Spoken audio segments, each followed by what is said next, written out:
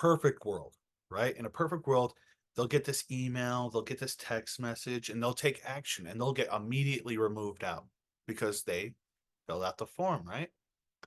But we live in a really weird, gross world sometimes. So what we're gonna do is we're gonna take this logic and we're gonna make it happen again.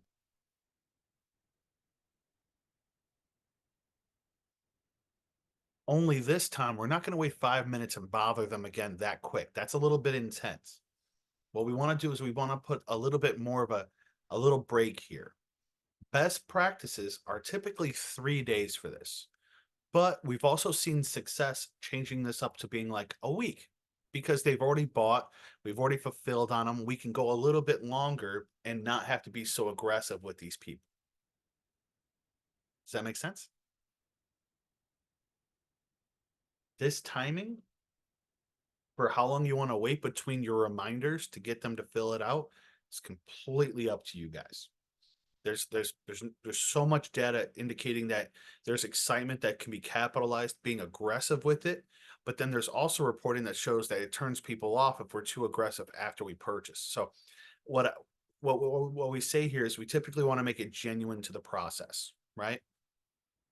If we were super aggressive with sales, it would seem genuine to be very super aggressive with testimonial, right? That would feel genuine.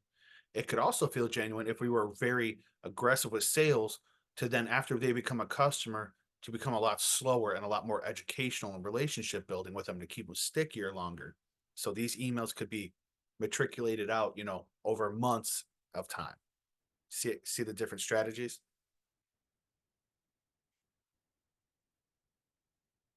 One thing we will say without without a shred of a doubt is the timing of these emails. There is billions of emails getting sent out, and we have a huge library of reporting to look at as to when engagement is happening. So we feel pretty confident with this. Engagement we're seeing within the reporting is happening primarily when we're talking about businesses Monday to Friday or engagement Monday to Friday after 9 a.m. before 11:45 a.m.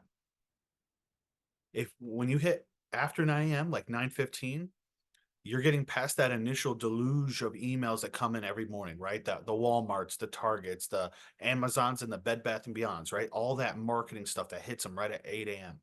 They're gonna process through that. They're gonna do mass deletings, and then your email is gonna come in after 9, right?